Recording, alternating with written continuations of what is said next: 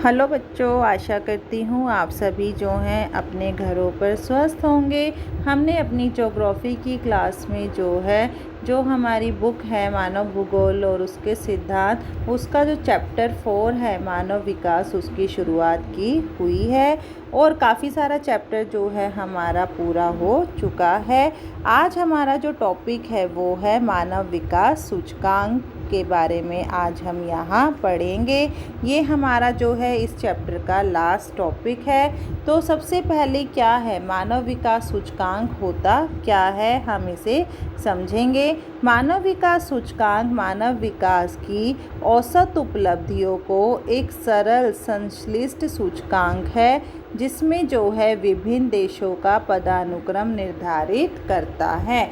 मतलब क्या है कि मानव विकास यानी कि ह्यूमन डेवलपमेंट इंडेक्स क्या है, एक तो इसमें जिस देश का मानव विकास सूचकांक जितना उच्च होगा उसका जो है नंबर उतना ही आगे आएगा, जितना मानव विकास कम होगा वो उतना ही पीछे चला जाएगा। यानी कि मानव विकास के लिए जो हमें उपलब्धियां प्राप्त होती हैं उनका एक इकट्ठा किया हुआ ये सूचकांक यानी कि एक सूची होती है, कि एक इंडेक्स होता है कि किस देश का मानव विकास कितना उच्च है और उसे कौन से नंबर पर यहाँ रखा जाता है। और कई बार ये भी आ जाता है कि मानव गरीबी सूचकांक क्या होता है। मानव गरीबी सूचकांक वो होता है कि गरीबी को मापने का यह एक मापदंड है।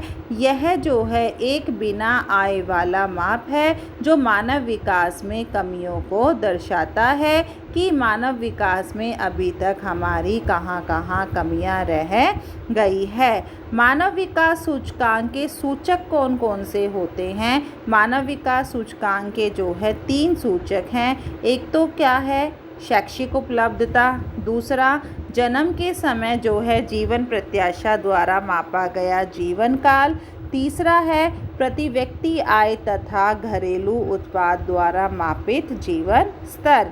अच्छा, अभी मैं आपको बार बार अपनी कई वीडियो में बता भी चुकी हूँ सकल घरेलू उत्पाद। सकल घरेलू उत्पाद होता क्या है, एक देश की सीमाओं में उत्पादित सारी वस्तुएं और सेवाओं का मुद्रा के मूल्य जो है, मुद्रा में जो मूल्य प्राप्त होता है उसे सकल घरेलू उत्पाद कहा जाता है। मतलब एक देश के अंदर जो है, एक देश की सीमा के अंदर जो है जितना सामान बनाया जाता है और उस सामान के बदले हमें जितनी मुद्रा प्राप्त होती है वो सकल घरेलू उत्पाद कहलाता है।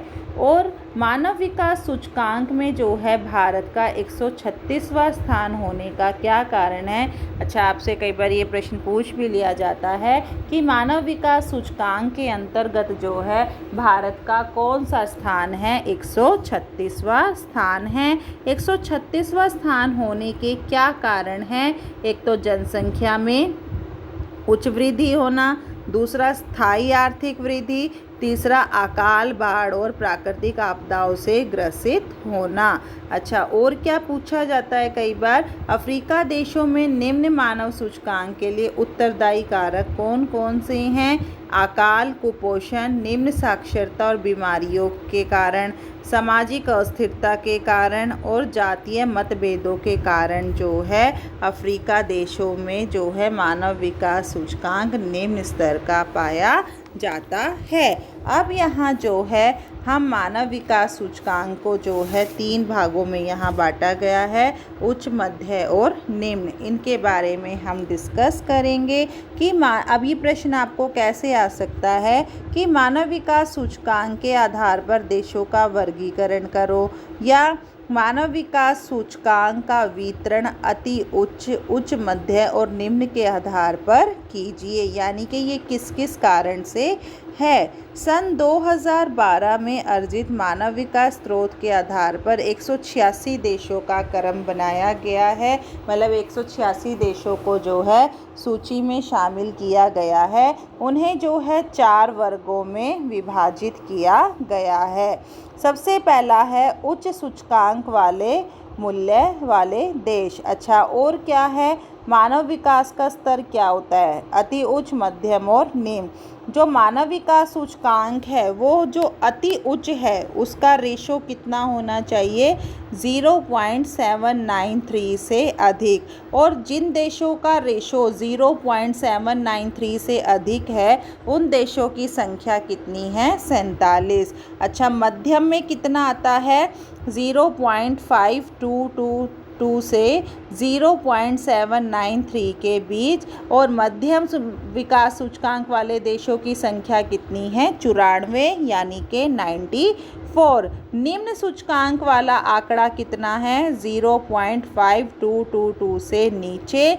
देखो सबसे ज़्यादा कितना है, 0.793 और सबसे कम कितना है, 0.522 से। मध्य जो है वो किसके और किसके बीच होना चाहिए, जो सबसे निम्न है और जो सबसे उच्च है उसके बीच में।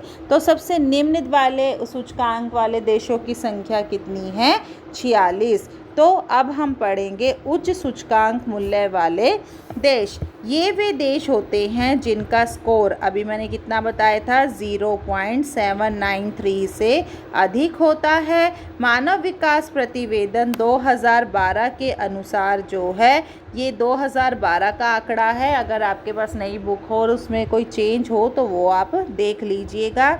2012 के अनुसार जो है इस वर्ग में 47 देशों को शामिल किया गया है। इस समूह में जो है प्रथम 10 देशों की सूची आपके सामने है।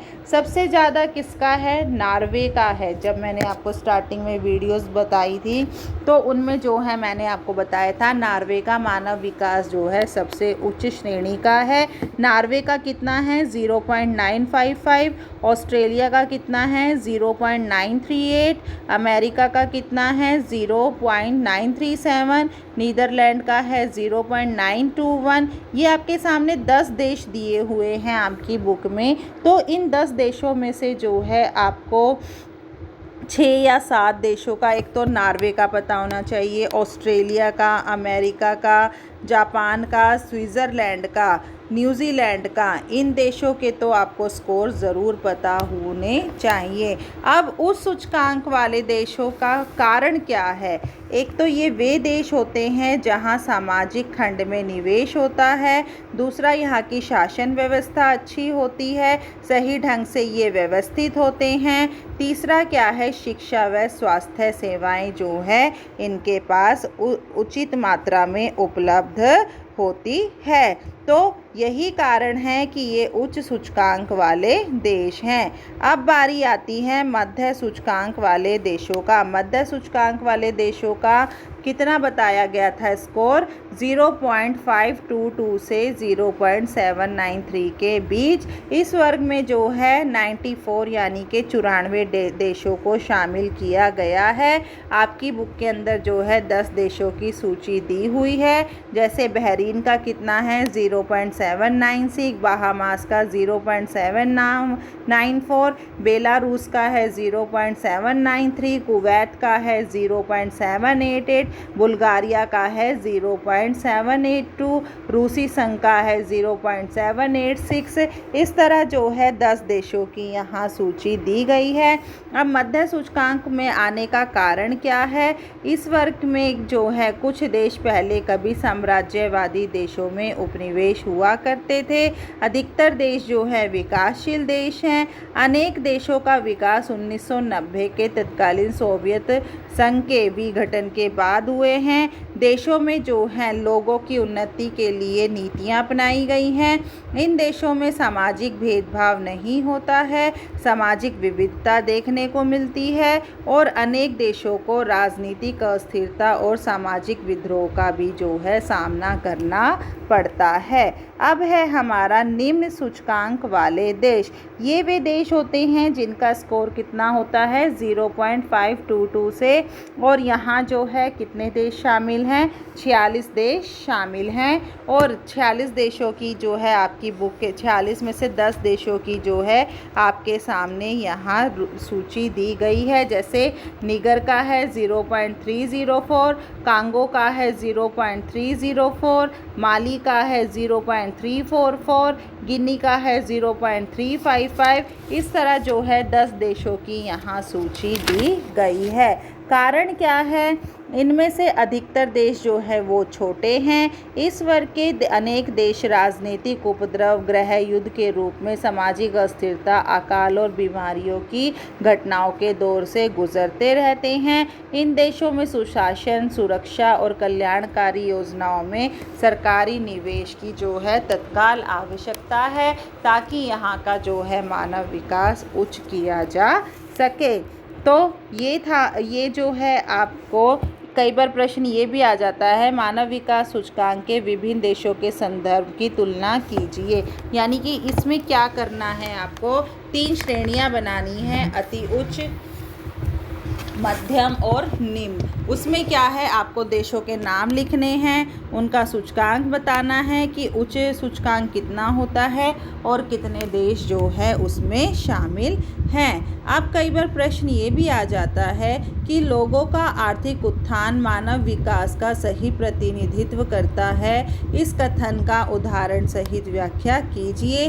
या मानव की आर्थिक संपन्नता जो है मानव विकास का सही प्रस्तुतिकरण है या नहीं, इस कथन की जो है हमें विवेचना करनी है। किसी भी देश की अर्थव्यवस्था जो है उस देश के विकास के बारे में बताती है। आर्थिक दृष्टि से संपन्न लोगों का विकास स्तर ऊंचा होता है, जबकि निर्धन देशों का विकास जो है वो धीमी गति से होता है।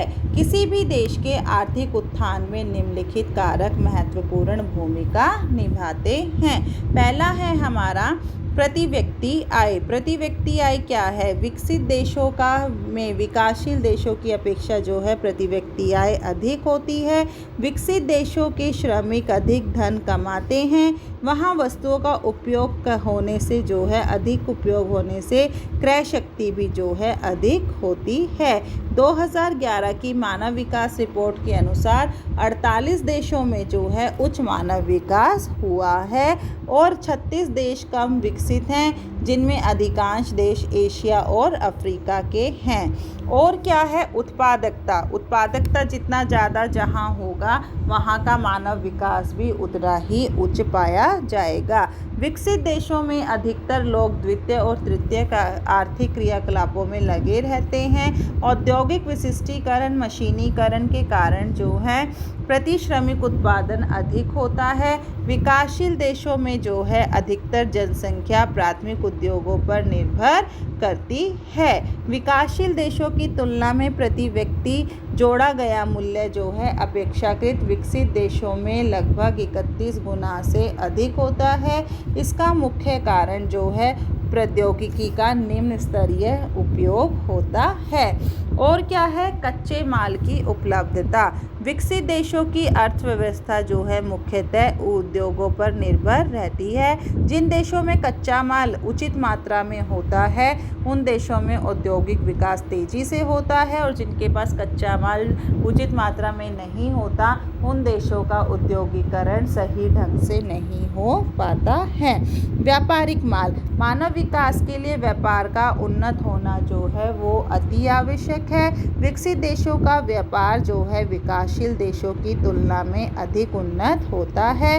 विकसित देशों में मोटर कारों, टेलीफोन, टेलीविज़न आदि का प्रति व्यक्ति उपभोग विकासशील देशों की अपेक्षा जो है वो बहुत ज़्यादा होता है।